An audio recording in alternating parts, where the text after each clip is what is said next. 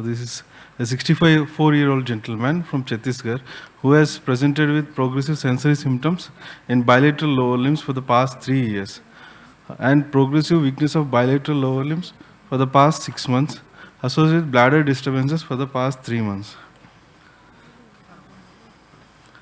History of presenting illness. The patient was apparently normal until 2021, after which he noticed a tingling sensation in the bilateral lower limbs, which initially started in the right feet, progressively ascended up and followed by involving the other limb over a period of 6 months. Post that, he has history of inability to perceive hot and cold water sensation, and following that he had unsteadiness while walking, which is more predominantly observed noticed during dark. For the past 6 months, there is no history of Lambert sign. The patient also experienced neck pain for the past 6 years, which is aggravated by bending down and lifting weights. There is no history of any radicular pain. He also had a history of difficulty in wearing footwear for the 6 months, where he has to push the chappals against the wall, or he has to use his hands to wear footwear at some times. He also had a history of slippage of the footwear, and he was aware about that, and he was also associated with tripping of toes. He also experienced tightness involving both lower limbs. He also initially noticed difficulty in climbing stairs, where he had to take the support of the railing, and also noticed difficulty in getting up from squatting position for the past 4 months. The difficulty which has worsened over the last 2 months, where he started to use Western commode. He also noticed bladder symptoms in the form of urgency and increased frequency, with difficulty in initiating the act of micturition and also incomplete voiding for the past 3 months. He was able to feel a bladder filling sensation, and there is no history of any dribbling of urine.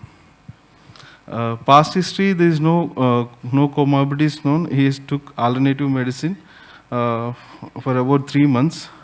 There is no history of addiction. He takes mixed diet. No similar illness in the other family members.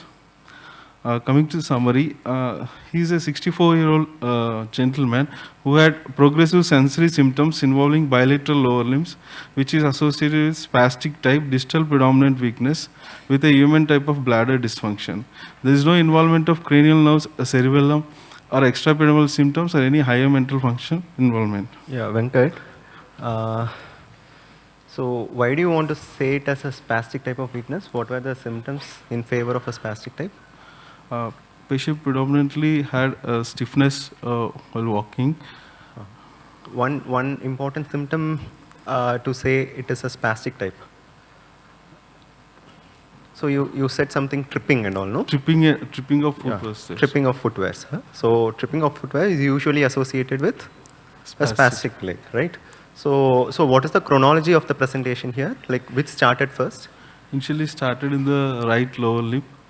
Which one? Sensory or motor? Sensory, sir. Sensory. Initially started with sensory symptoms. Sure. So it presented with the sensory symptoms, and then the motor started. Yes. And when was the bladder involvement? Bladder involvement was last, sir. It is involved around 4 months before. Okay. So from this history, so whatever you have taken, so what are the structures or are the parts of the neuroaxis which is involved? What do you feel? One involving the sensory symptoms, spinothalamic tracts were involved, and the spastic weakness, probable pyramidal tracts, and also a human type of bladder involvement was there. So what were the symptoms to say it was a human bladder? He had increased frequency, and he also had difficulty in initiating. So is it so? Why does so? I'm saying it could be just a benign prostatic hypertrophy or some obstruction. So what is the feature to say it is a human type of bladder? So was he able to void it completely, or did he? Incomplete voiding was there. Was he able to, or intermittently the stream was getting blocked and he found it difficult to initiate the voiding? There is difficulty in initiating voiding. So what does that mean? Yeah. What is a dyssynergic bladder? There is loss of synchronicity between this sphincter and the detrusor So there is a loss of synchrony between the detrusor contraction and the external urethral sphincter. Okay, yeah. So your okay, carry on. Yeah, fine. So the structures you wanted to say, like corticospinal tract, Corticospinal tracts and the spinothalamic tract, along with Human some type of human type bladder. of bladder. So okay, fine. The structures involve bilateral corticospinal tracts with spinothalamic tracts and the posterior column involvement. Okay, why do you want to bring in posterior column and spinothalamic? What was the history? Suggest you? He had history of imbalance while walking, which is predominantly noticed during the dark. Because of that, we are considering the posterior column involvement. Fine. And the spinothalamic tract because he had history of a loss of pain and temperature sensations was there. Sure. So any other sign which can point towards a posterior column which the patient can say? I can say the involvement of Lermet sign can be there. Sure. Okay. Carry on.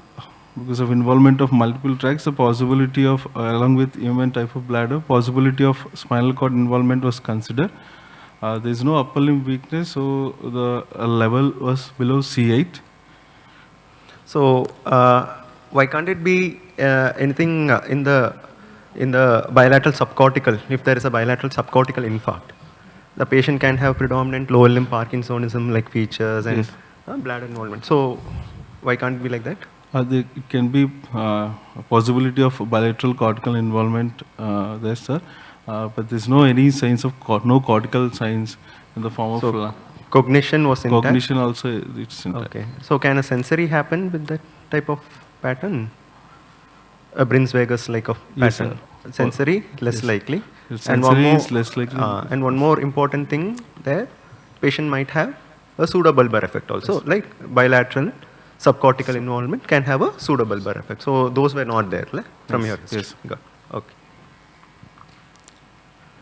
In view of neck pain and progressive sensory and motor symptoms and late bladder involvement, compressive myelopathy can be considered. Fine. Coming to general examination. So compressive myelopathy, so that's a broad entity, right? So you wanted to say it as a C8 level, right? Because of the below C8. Because C8. There is no upper limb involvement. So which is the most common site for compression? So what is the most common cause for a compressive myelopathy in old age people? It can be degenerative. It's a spondylosis. Fine. So spondylosis and degenerative spine usually happens at, so which is the commonly involved level? Is C3 to C5. Okay. So it is usually, so if it is a radicular, it is C7 roots. Yes. Okay. So C5, C6, C6, C7 is the most common site. But here you're saying it is much more below. Yes. So, okay, fine. We'll see. We'll see it from the examination. Coming to the general examination, patient is conscious, oriented to time and place. There is no pila, icterus, cyanosis or clubbing. You can skip this, no? So yes. It is a short case discussion. Yeah. Higher mental functions, MoCA is 30/30. Cranial examination was normal. Motor system, there is bilateral spasticity involving the lower limbs. Coming to the power, in upper limbs, there is distal weakness was there in the form of finger grip weakness, about 80%, and flexion extension weakness at the wrist. And in the lower limb, there is a predominant distal muscle weakness was there. Coming to the reflexes, biceps and supinator reflexes are absent in the upper limb, whereas triceps, knee and ankle are exaggerated with extensor plantar. Superficial reflexes, corneal and conjunctival reflexes are intact, and there is absent beavers. Sensory examination, pain and temperature, sensory level noticed till T2. Joint position sense absent at toe and ankle. Vibration is decreased from C5. The Rombox test was positive, and he has a history of he has noticed perianal sensory loss. There is no cerebral signs, no extrapyramidal symptoms. There is no history of autonomic involvement. The structures involved the bilateral corticospinal tracts along the spinothalamic and posterior column. So Okay. So now, do you want to change your diagnosis or? Yes, So why can't it be a intramedullary lesion? What are the points? Why do you want to say it as a compressive myelopathy? because of asymmetrical onset, involvement of spinal sensory in the first, followed by motor and bladder late involvement, possibility of compressive myelopathy was there. So asymmetrical onset. So which type of compressive myelopathy you will have a asymmetrical onset? So how will you classify compressive myelopathy? I mean, your extramedullary myelopathies. How will you classify it? Extramedullary can be intradural or extradural myelopathy. So among can be these there. two, which will have a symmetrical onset and which will have an asymmetrical? Intradural can have symmetrical onset. Intradural?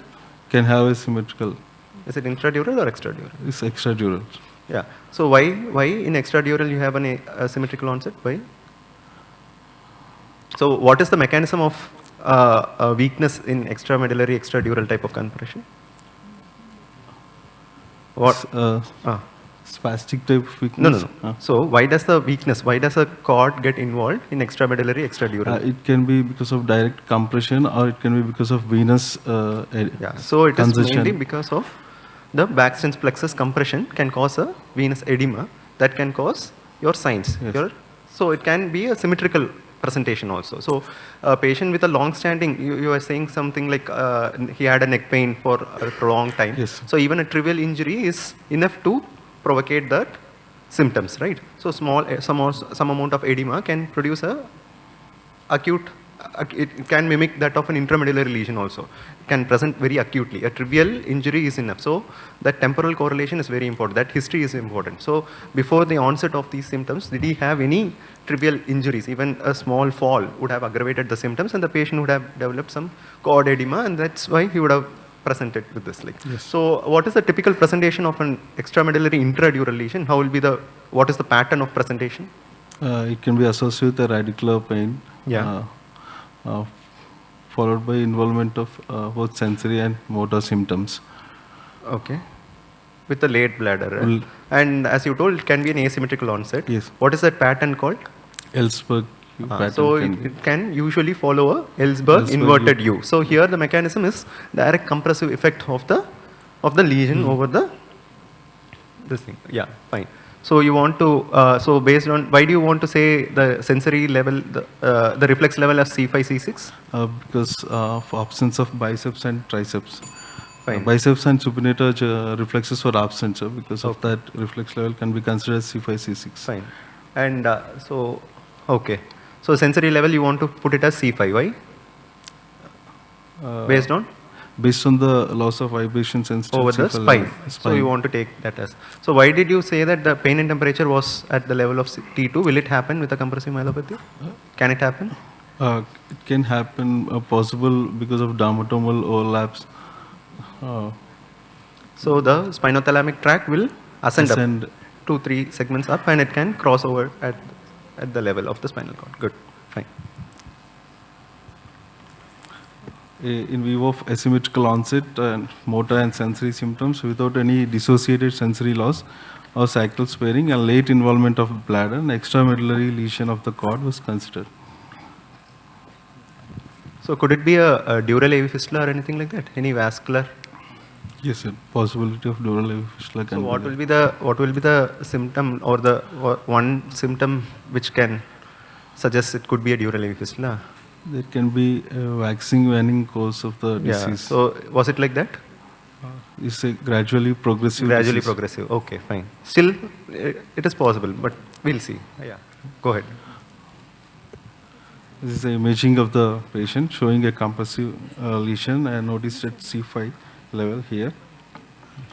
And also you can see the central extrusion of the disc in the... So what is that image? First one? It's a T2 sagittal Okay. section Okay.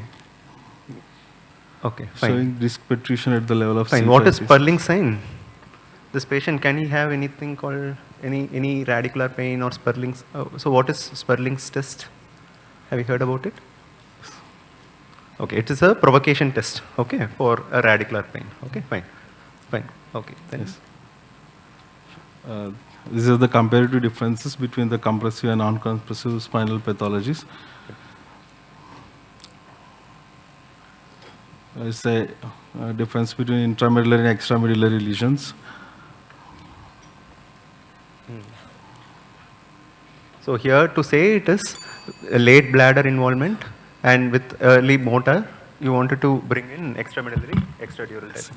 Yeah, fine. Thank you.